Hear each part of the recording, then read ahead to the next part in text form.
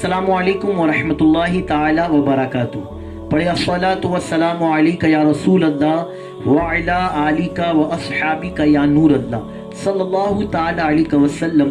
काम वो ले लीजिए तुमको जो राजी करे, काम वो ले लीजिए तुमको जो राजी करे, ठीक हो नामे रजा तुम पे करोड़ों दुरूद। मेरे प्यारे आका सल्लल्लाहु ताला अलैहि वसल्लम के प्यारे दीवानों, इफ्तार के वक्त जब आप दस्तरखान के करीब बैठते हैं और आपके सामने तरह तरह की नेमतें मौजूद होती हैं, जब वक्त इफ्तार होता है तो उस वक्त क्या पहले दुआ पढ़ना चाहिए या पहले खजूर खानी चाहिए?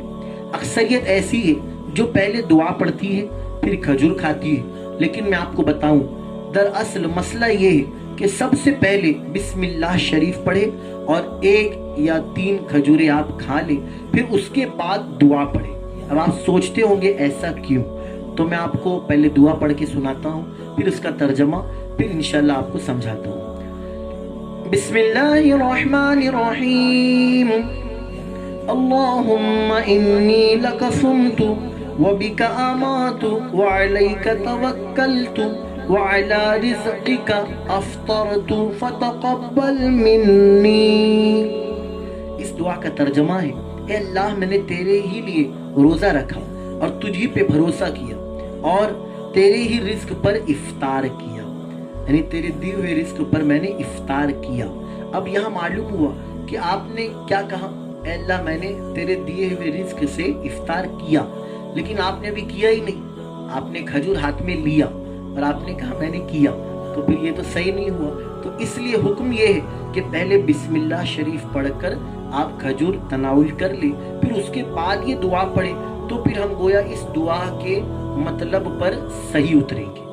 याद रहेगा इंशाअल्लाह। इसी तरह जब आप इफ्तार करने बैठे तो पहले खूब दुआ मांगे कि इफ्तार के वक्त मांगी गई हर जायज़ दुआ मौला कबूल फरमाता है। अक्सर देखा गया बहुत सारे हमारे भाई बहनें जो इफ्तार बिल्कुल बिछाने में यानी तैयारियों में इतना लग जाते हैं कि जब वक्त अजान 2-5 मिनट बाकी रहे फिर वो बैठ जाते हैं।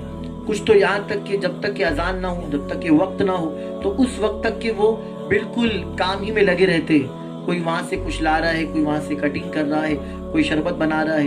तो होना तो ही चाहिए आधा घंटा पहले आप तैयारी कर ले, और जब इफ्तार का वक्त करीब हो तो सब घर वाले मिल जाए और पहले दुरूद शरीफ पढ़े, फिर हाथ उठाए और मुनाजात पढ़े, दुआ करे, अल्लाह की बारगाह में रोए, यकीनन इंशाल्लाह बेड़ा पार हो जाएगा। इसी तरह जब आप इफ्तार करें तो कोशिश करें कि इत्मीनान का माहौल रखें, बिल्कुल भी जल्दबाजी ना करें। अक्सर इसमें बच्चे देखा गया या नौजवान भी कि बिल्कुल वो इतने जल्दबाजी में होते हैं कि वो एक एक निवाला जब उठाते हैं तो गोया लगता यूं है कि एक लुकमा मुंह में और दूसरा क्यों में, है ना, एक लुकमा मुंह में जाता है दूसरा क्यों में, यानी कतार में रहता है। फौरन एक हाथ से लिए फिर दूसरे हाथ का भी इस्तेमाल, दूसरे हाथ से शरबत पी रहे हैं, हालांकि उल्टे हाथ से खाना पीना ये खिलाफ सुन्नत है।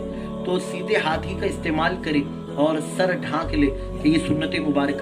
कभी कभी अपने अंदर ये भी जज्बा पैदा करें कि ईसार करें, कुर्बानी। अगर आपके करीब कोई बैठा है, घर वाले या रिश्तेदार या आपके दोस्त अहबाब, अगर किसी को कोई चीज पसंद है तो आप उन्हें पास कर दें, है ना। अगर वो चीज कम है तो आप ना खाएं, आप अपने भाई पर कुर्बान कर दें, तो इंशाअल्लाह इस पर भी मेरा मौला आपको अजर अजीम अता फरमाए।